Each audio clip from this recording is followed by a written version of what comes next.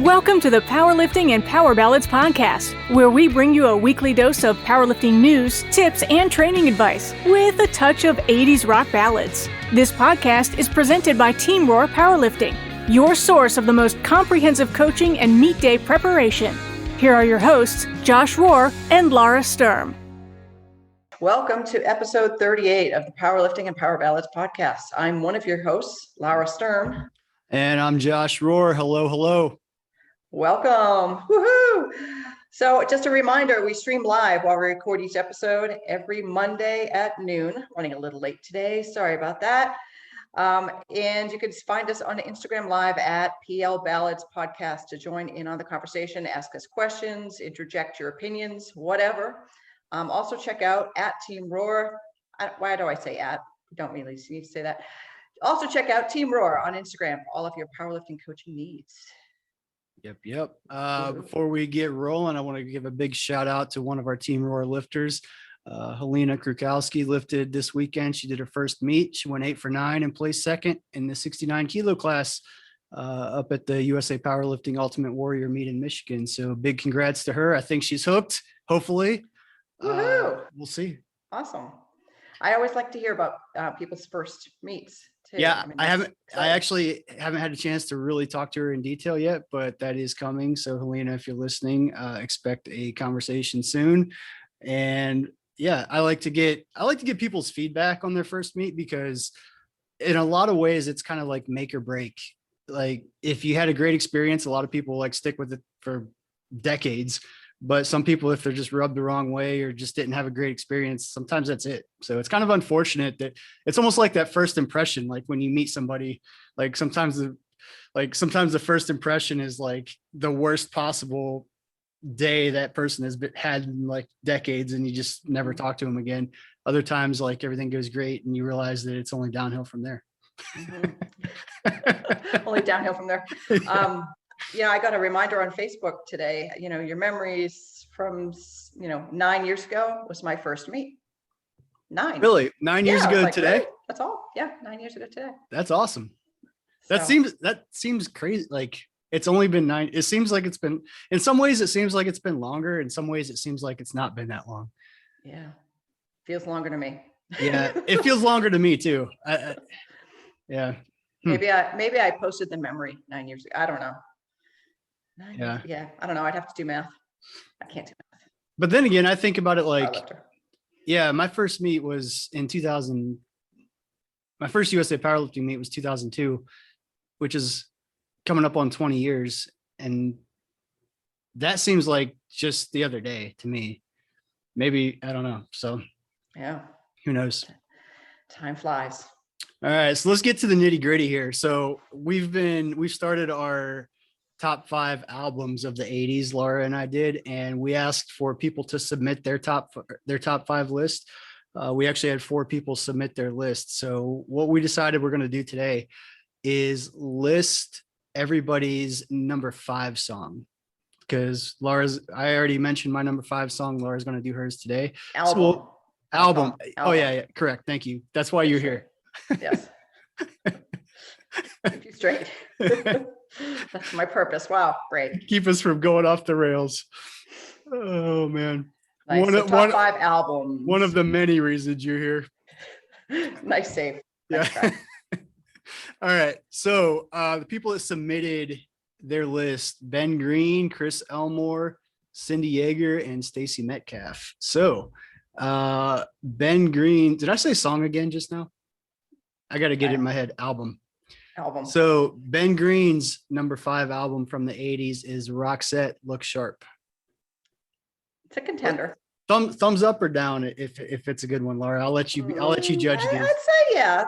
That's a pretty quintessential 80s album. Yeah. It wouldn't make my list, but yeah. I'm not going to say if it made my list or not, because I haven't revealed the rest of it. I love Roxette, so I have mixed feelings on it being number 5, and I'm not going to say if I have mixed feelings with it only being 5 or if I have mixed feelings on it making top 5. I'll leave that for later.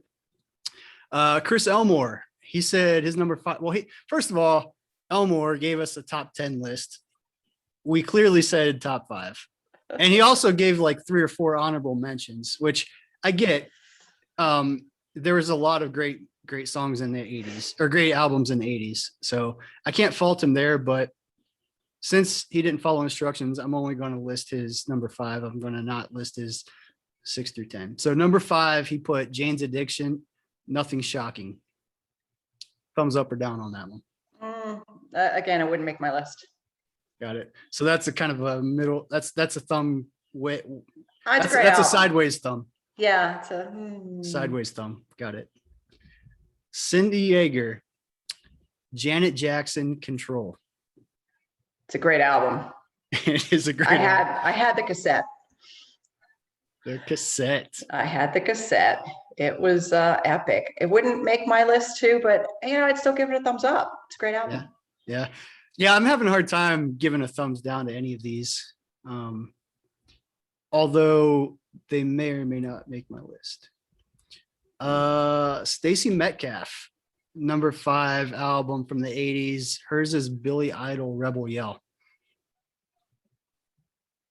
Thumbs up or down? I like Billy Idol. I think that's a really good album as well, but it wouldn't make my list. All right. So in conclusion, those 4 number 5s, Laura's answer is yeah. Okay. All right. So, we'll dive right into my number 5 then. All right. Yeah. What is your number 5? So I'm going to caveat this by saying these are all individual tastes, and my top 5 are my top 5, and they're not going to match up with everybody else's, and they're certainly not going to match up with probably any of the people's top 5 that we just read, or even your top 5. My musical taste runs towards the heavier rock or even metal side. And certainly when I'm thinking of like top 5 for like a powerlifting type of slant, I'm one of those probably quintessential powerlifters you think of as listening to something pretty hard and angry. Although my number 5 that I'm going to announce today, I don't know if I'd call it angry. It's definitely harder. And some might even think of this artist as maybe juvenile. Because it's just, or maybe too mainstream. I don't know. But this was one of my favorite bands because I actually lived through the 80s. It's Justin Bieber. It's also different. It's not Justin Bieber. It is Rat, Out of the Cellar. Oh, love that album. I was expecting something not great based on that caveat. Yeah. That is a great album. And it's not Round and Round. That is my favorite song on that album. It's actually Lack of Communication, and I'm Insane. Those songs are great. They're grungy, they're gritty, they're kind of hard. They kind of came out of nowhere. Rat wasn't really a much well-known group. I think Rat had an album right before that, but didn't get much play on it. I'd have to almost look up my Rat history. But Rat was one of my big 80s groups, and that particular album really struck home for me. You're in Trouble, great song. I mean, you can't really go through any of these songs. Wanted Man, great song. You're in Trouble. Round and Round, that was their pop hit, really, if there was a pop hit from Rat. In Your Direction, She Wants Money, Lack of Communication, my favorite song on that. Back for More, The Morning After, and I'm Insane, which is probably, I don't know, my motto. Anyway, just a great album.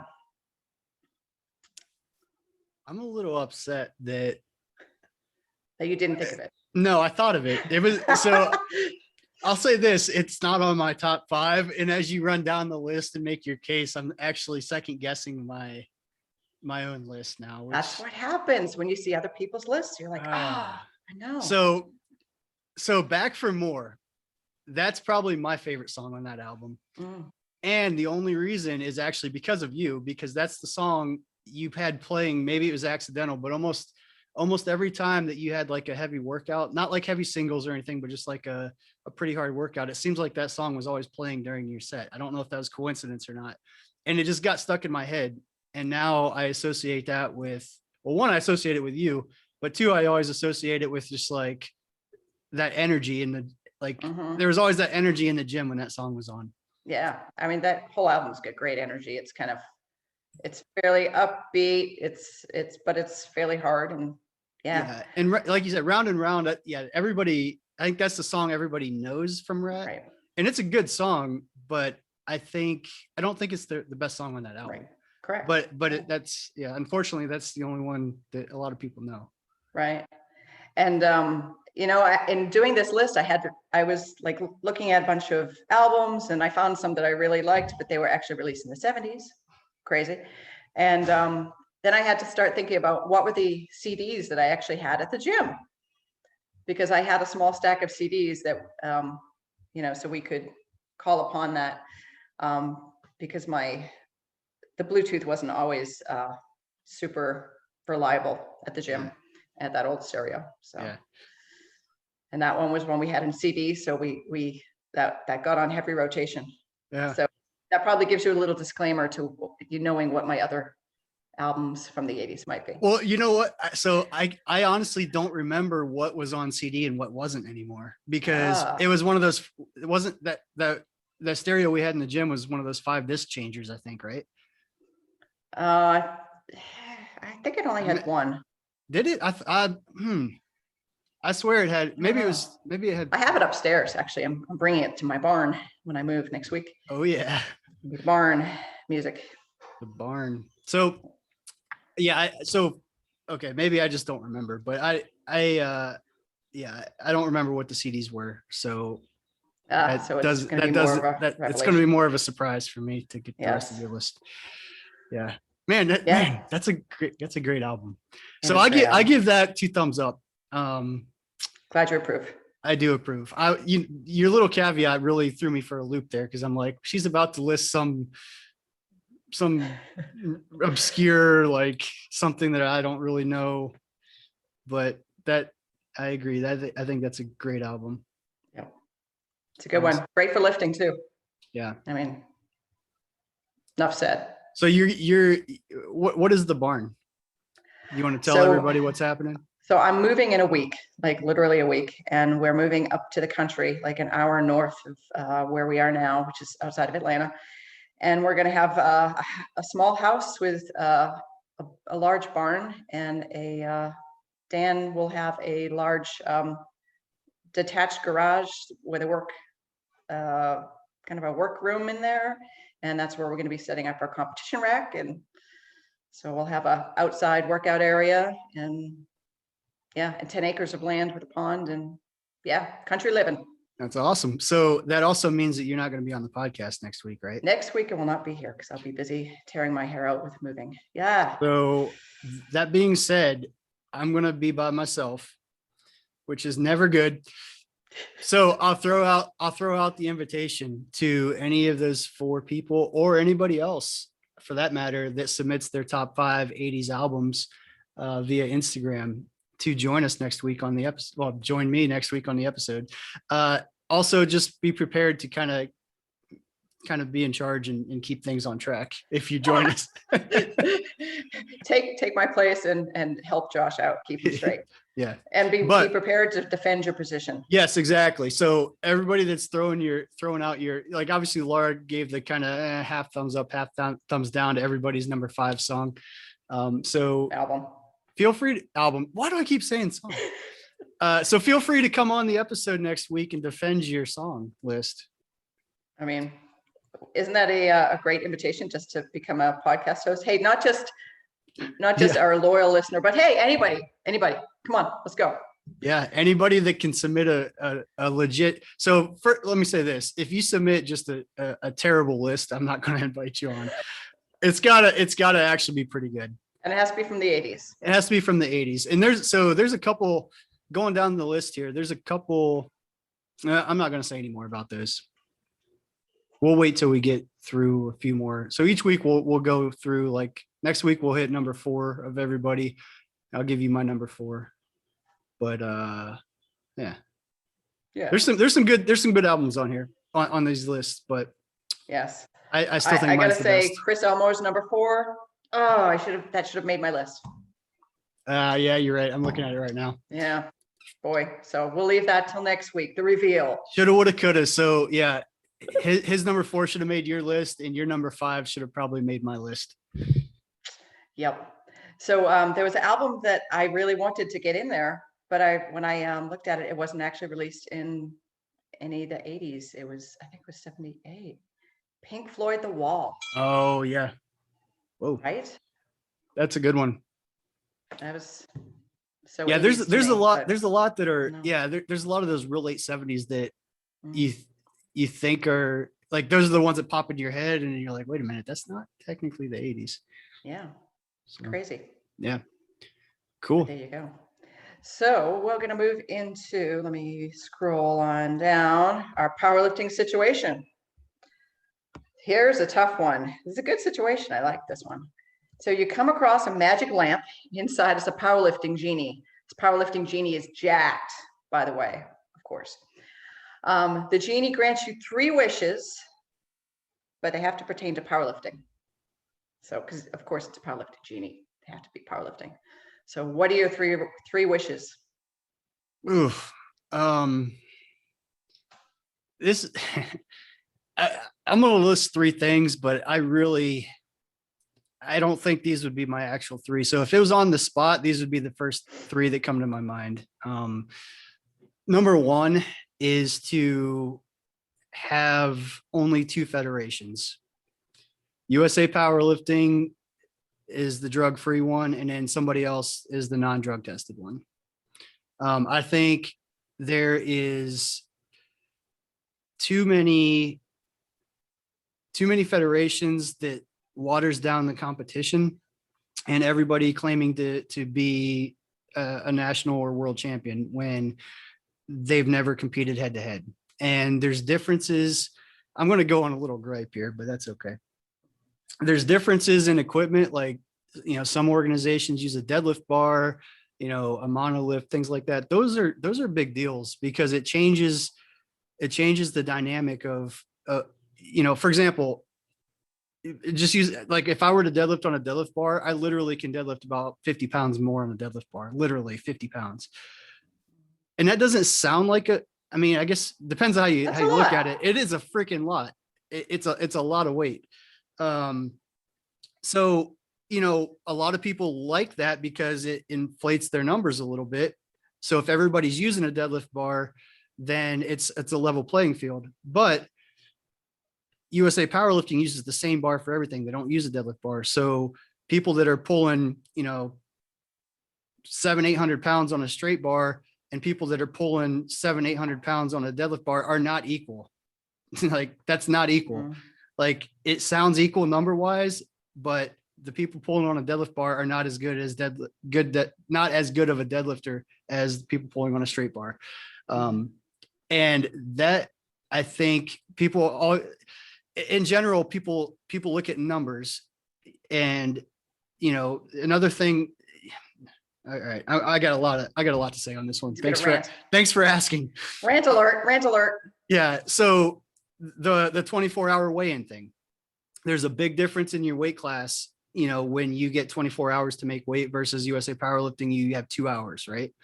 So, people that compete at the same body weight in different organizations are also not equal, because somebody that has a 24-hour weigh-in is also going to be most likely 5-10 pounds heavier during their actual lifting.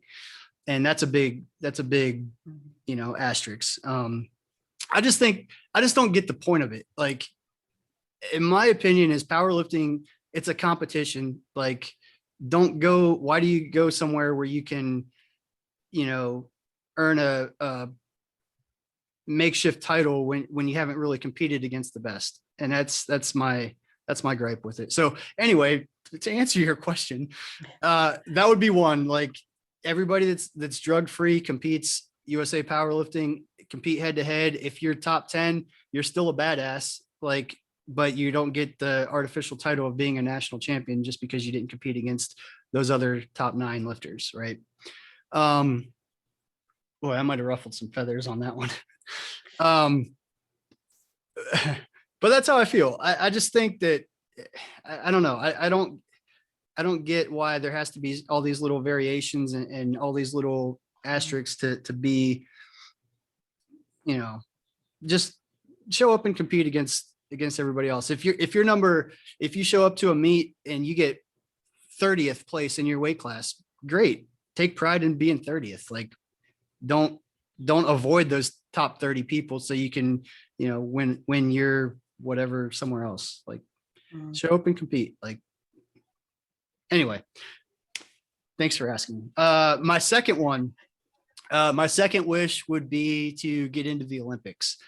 I know that has been a agenda item for a long time, is to try to get powerlifting into the Olympics. I know the IPF is really pushing for that. Will it ever happen? I don't know. But I think that would be a huge step for the sport, is to get, get Olympic recognition and be part of the Olympics. Currently powerlifting's in the World Games, that's every 4 years on non-Olympic years, but to get into the actual Olympics, I think would be really, really cool. My third wish, this one's kind of a catch-all because I have a bunch of things. And like I said, these are the first three that popped in my mind. I would like to see more TV/media production of powerlifting, and not so much for the purpose of, well, I guess twofold. It would be for the purpose of promoting the sport. But I think if done correctly, it could also be a really good tool to raise money and awareness to our top level athletes that are going to worlds and, going to the World Games and whatnot, to potentially help subsidize and pay them some. Because right now everything's amateur sport. Like, there is no government funding or anything like that for powerlifting. But, I think there's a lot of things that could be done to help fund some of these, lifters that are, putting their entire life around powerlifting. Right. No, well said. I mean, I think being more, I think one of my wishes would be like that powerlifting is just more mainstream. I think CrossFit helped push a lot of people into barbell sports, but I think there are still divisions there. There's a lot of CrossFit gyms that don't really, I don't want to say don't really support powerlifting, but they don't understand that some of the lifts that they're doing aren't really what would fly in powerlifting. Like, I wish CrossFit gyms did more, maybe had like a side program and focused on powerlifting just as much as they focus on Olympic lifting. I think in like the CrossFit world, people think of the Olympic lifts as being like the thing, and the power lifts as being kind of like, I don't know, not the thing. Even though Olympic lifters still squat, sure, they don't bench, and everybody's like, well, I hate my bench. I wish that there was more in the mainstream that would help feed powerlifting, and even within just CrossFit. Like, the power lifts are just as sexy as the Olympic lifts. They just are. I'm sorry. Yeah, they are. Of course they are. I mean, it's a lot of weight that you can move. And, I think people see the Olympic lifts. I think, as athletes go, I think the Olympic lifts, man, you have to have that flexibility. It takes so much athleticism. And I see those athletes and I'm just like, wow, I got to say probably and this might be controversial on my side, I think the top Olympic lifters might be more athletic than the power lifters. But there's also some things that not everyone can do when it comes to Olympic lifting. It's very mobility based.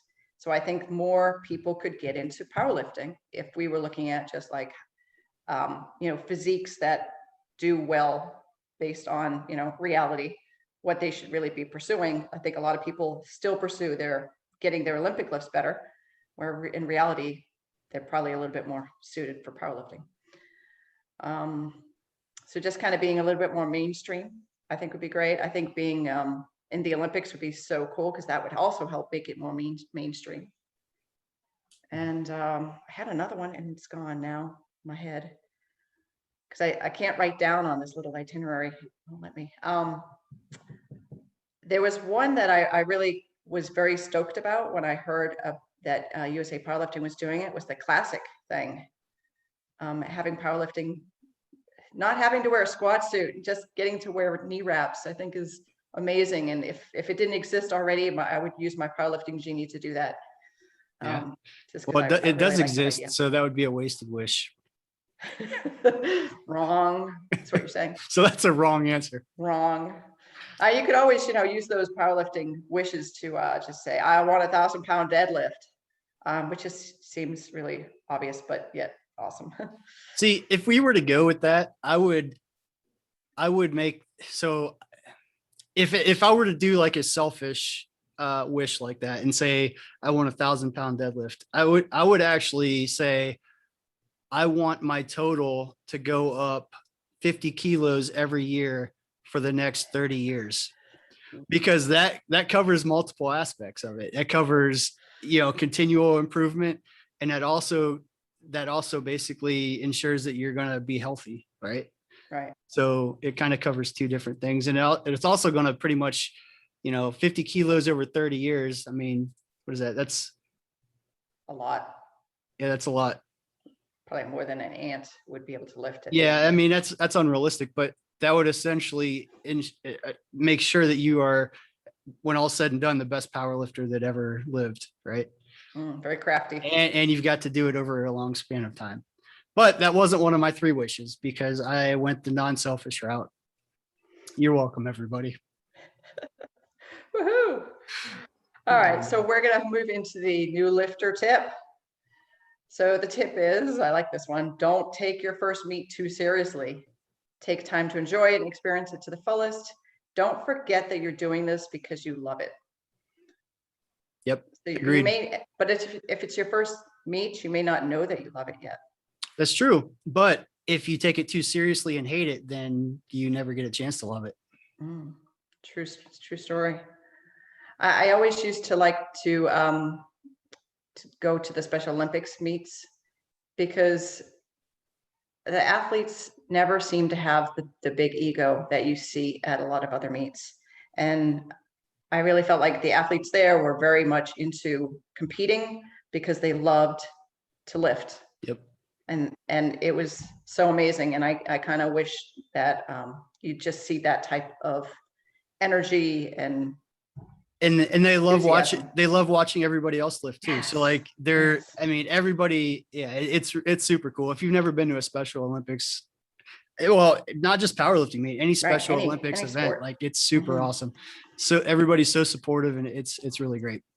Yeah, it's really awesome. I know the local police department here funds the Special Olympics, and we raise a lot of money locally here with some events that were put on in the past. I might need to plug an event that's coming up once I get some more, because I think it's a great organization to put your charity dollars towards. And if it goes to a great cause, then all the better. And if you don't have charity dollars, like volunteer, like, yes. Yeah. Oh, hey, that was my other wish that I forgot about. That's what I was, because I'm old. That we'd never have to worry about volunteers again, that everybody who lifted would actually volunteer as well. I know, kind of a crazy wish. Yeah. It could happen. It could happen. I mean, powerlifting would be so much better if that were the case, because it's just, I've been on this rant multiple times, so I'm not going to get on it again, but I'll get on it. I think it should be a requirement. If you compete, like for every meet you compete in, you should have to volunteer. Yeah. Because it's just the way that meets are run now and put on, people don't understand what it takes. And we don't get enough volunteers. There's a lot of people that sit in the audience time after time after time. I see them. They're watching their buddies. They're like, yahoo, for their buddies. Well, get out of the chair, get behind the platform, sit in, work the expediting role, spot and load, do something, volunteer, anything almost.